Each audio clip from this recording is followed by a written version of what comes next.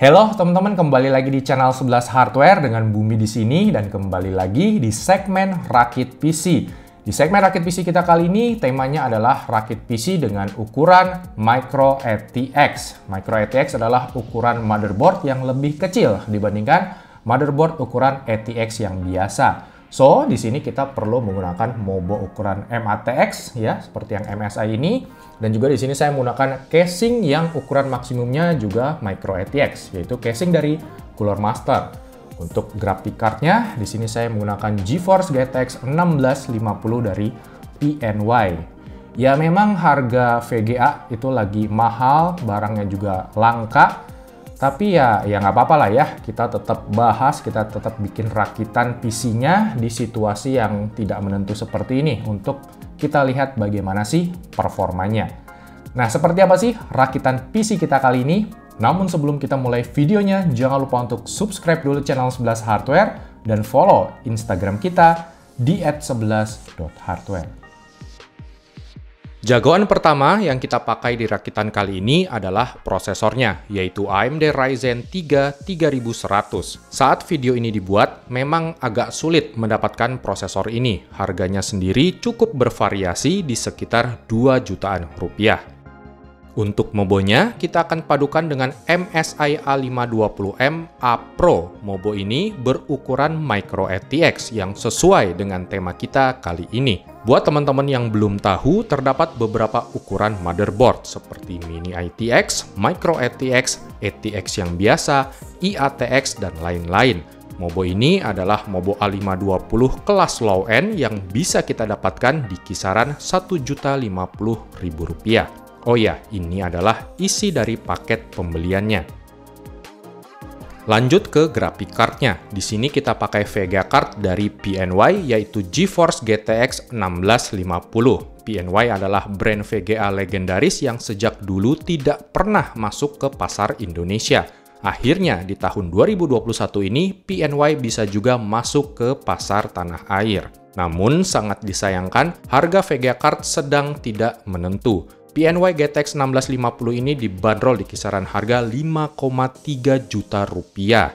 Padahal 2 tahun yang lalu, harga GTX 1650 hanya di kisaran 2,5 jutaan rupiah saja. Oh ya, GTX 1650 dari PNY ini hadir dengan bentuk yang compact dan mungil. VGA brand PNY ini memiliki masa garansi resmi 3 tahun dari distributornya Innovation. Kemudian kita beralih ke RAM-nya. Di sini saya menggunakan RAM 16 GB DDR4 3600 dari Apecer, yaitu Apecer Knox. RAM ini hadir dengan nyala RGB dan dibanderol di kisaran harga Rp1.150.000 untuk versi yang DDR4 3600. Nampaknya terjadi penurunan harga yang cukup signifikan untuk memori RAM. Bahkan untuk frekuensi DDR4 3200, sekarang ini tuh udah ada yang di bawah 1 juta rupiah, seperti RAM PNY Accelerate ini contohnya. Untuk media penyimpanan, saya menggunakan kombinasi SSD dan hard disk. Untuk SSD-nya, saya pakai SSD SATA Apecer AS340 240 GB yang dibanderol di kisaran harga Rp480.000. Dan hard disk-nya saya pakai Seagate Barracuda 2 TB yang harganya ada di kisaran Rp785.000. Lalu untuk PSU-nya, saya pakai Cooler Master MWE 450W. PSU ini agak sulit dicari di pasaran, namun di studio kami hanya ada PSU ini.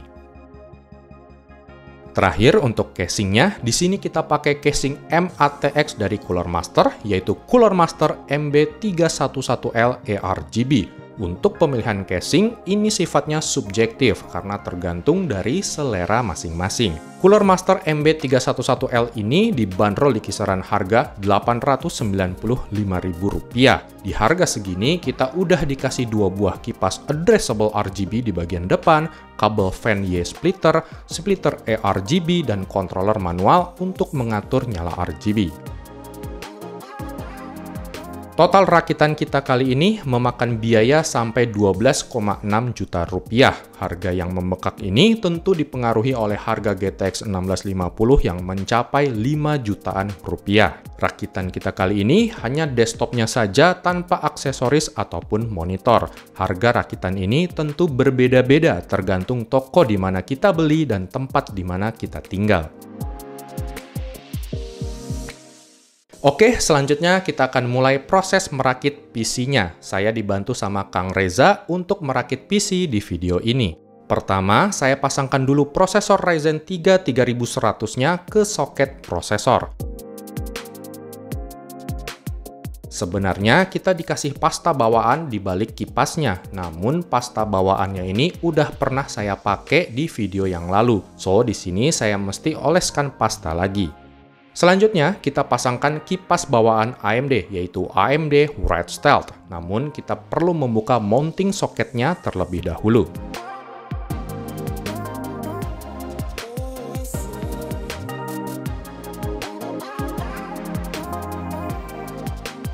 Langkah yang berikutnya adalah memasang motherboard ke dalam casing. Jangan lupa untuk pasangin dulu back panel covernya.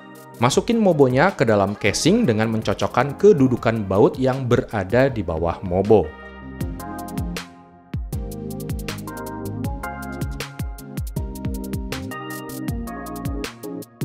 Lalu kita pasangkan harddisknya. Casing ini menyediakan harddisk cage yang mesti kita copot terlebih dahulu. Tersedia mounting harddisk di dalam paket pembelian untuk pemasangan di slot bagian dalam. Di sini kita pasang harddisknya di slot pada bagian atas.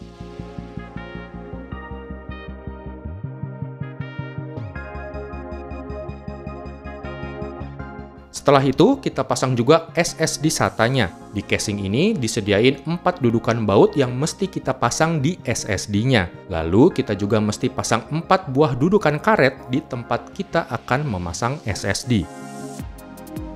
Selanjutnya, kita tinggal pasang aja SSD-nya ke dudukan karet tersebut. So, SSD ini bisa terpasang secara screwless. Setelah memasang harddisk dan SSD, kita pasang power supply-nya.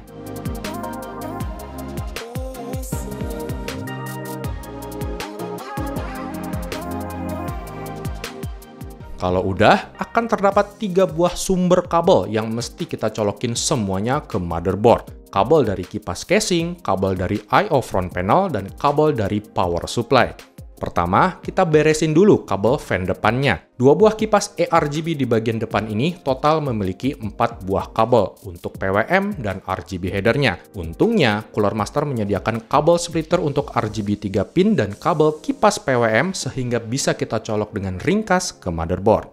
Di splitter RGB-nya, Cooler Master menyediakan 3 konektor RGB yang bisa kita gunakan seandainya kita pasang device RGB lain. Berkat kabel splitter ini, kita hanya perlu colokin 1 konektor RGB saja ke motherboard. Begitu pula dengan kipas PWM-nya. Sayangnya, mobo yang saya pakai ini tidak punya RGB header. Untungnya, Cooler Master menyediakan controller RGB manual yang terhubung ke kabel SATA Molex dari PSU. Selanjutnya, kita tinggal colok-colokin kabel fan splitternya ke motherboard. Sayang sekali hanya 1 fan header saja yang terdapat di mobo ini, dan tempatnya tuh juga agak jauh di belakang casing. Setelah kabel dari kipas front panel ini beres, kita tinggal colokin kabel PSU dan kabel I/O front panel casingnya. Tahap berikutnya adalah memasang graphic card. Untungnya, PNY GTX 1650 ini tidak memerlukan kabel power tambahan. Terakhir, kita tinggal pasang RAM-nya dan rapihkan kabel-kabel yang berseliweran di belakang motherboard.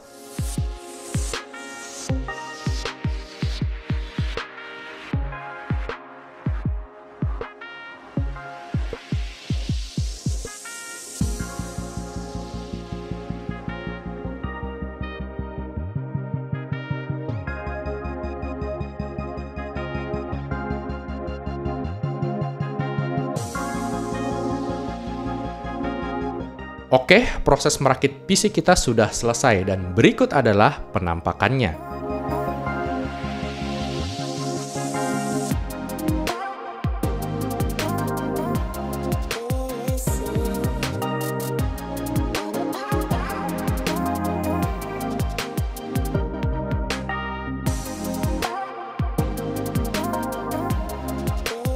Nyala addressable RGB pada kipas front panel ini bisa kita atur dengan menekan tombol yang ada di controller tadi. Sayangnya, kita mesti buka dulu side panel casing untuk bisa menggunakan controller RGB-nya.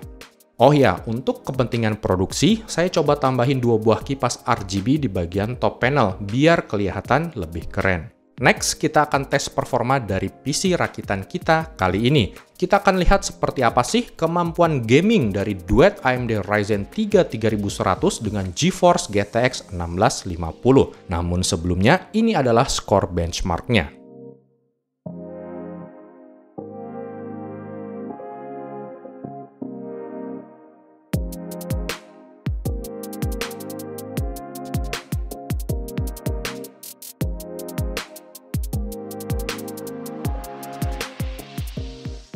Di game pertama adalah Shadow of the Tomb Raider. Kita pakai settingan high resolusi Full HD dan TAA aktif. Rata-rata FPS yang didapat cukup memuaskan dengan mencapai 50 FPS.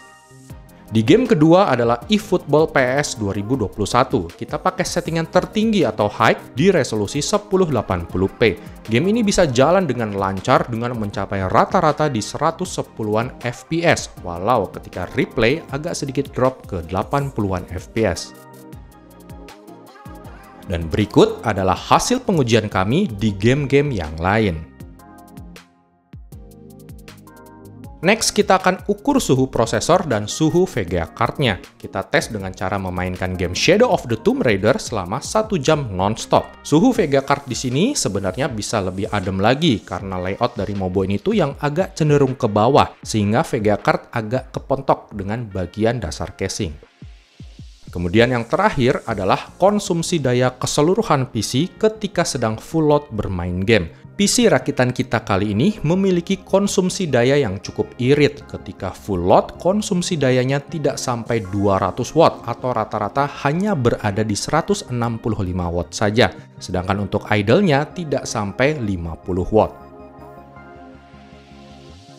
Oke teman-teman, demikian video rakit PC kita kali ini yang bertemakan PC dengan ukuran Micro ATX. PC Micro ATX ini memiliki ukuran yang lebih kompak dan cocok buat kalian yang memang senang dengan setup minimalis. Tinggi casing Cooler Master MB311LE RGB ini ada di 41 cm atau lebih rendah sekitar 5 cm dari casing mid tower lain pada umumnya. Rakitan pada video ini tentu adalah salah satu contoh saja. Kalian bisa sesuaikan lagi tergantung dengan budget dan kebutuhan masing-masing. Yang penting teman-teman bisa punya bayangan seperti apa sih performa dari duet AMD Ryzen 3 3100 dengan Nvidia GTX 1650. So, jangan lupa untuk dukung terus channel kami 11 Hardware, subscribe bagi yang belum subscribe, dan sampai jumpa lagi di video kita yang berikutnya.